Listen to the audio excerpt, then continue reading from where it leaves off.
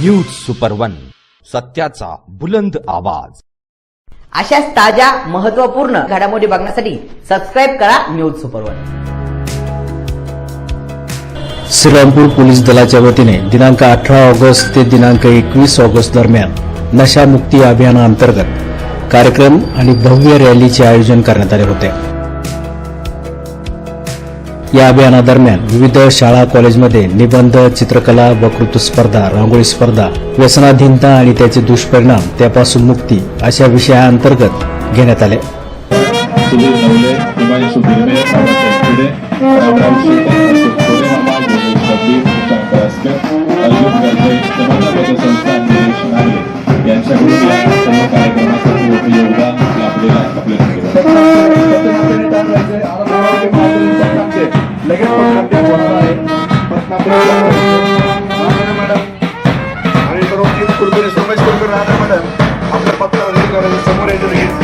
या अभियानाचा समारोप अहिल्यानगर जिल्ह्याचे जलसंपदा मंत्री तथा पालकमंत्री राधाकृष्ण विखे पाटील यांच्या उपस्थितीत करण्यात आला।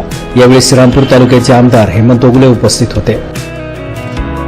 तालुका आणि शहरातील युवकांना अंमली पदार्थाच्या विळख्यातून दूर ठेवणे, व्यसनमुक्त समाजाची निर्मिती करणे आणि या लढ्यात प्रत्येक नागरिकांचा सहभाग वाढविणे हा या अभियानामागील प्रमुख हेतू आहे।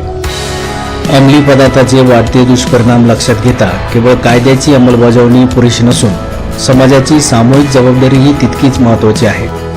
पोलीस प्रशासनाने सुरू केलेला हा उपक्रम निश्चितच कौतुकास्पद असून या अभियानात नागरिक, पालक, शैक्षणिक संस्था, सेवाभावी संघटना आणि सामाजिक संस्थांनी सक्रिय सहभाग नोंदवला। त्याबद्दल त्यांचे मनापासून आभार मानण्यात आले। तसेच व्यसनमुक्त, सदृढ आणि सुरक्षित समाज घडविण्यासाठी सर्वांनी योगदान द्यावे असे आवाहनही करण्यात आले। या कार्यक्रमात समाज प्रबोधन करून पथनाट्य सादर करण्यात आले। शेवटी सर्वांना नशामुक्तीची शपथ देऊन शहरातून रॅली काढण्यात आली आहे।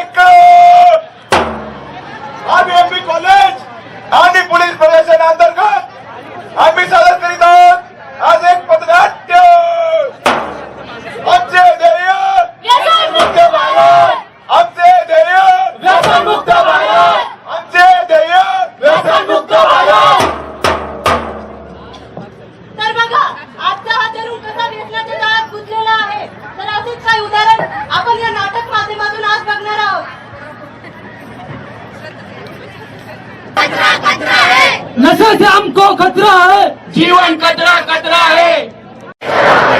कधीही मद्यपान करून वाहन चालवणार नाही आणि स्वतःच्या व इतरांच्या आयुष्याची सुरक्षितता जपेन।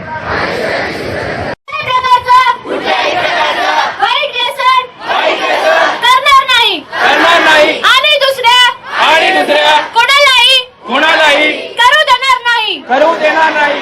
जय हिंद, जय महाराष्ट्र। जय हिंद, जय महाराष्ट्र।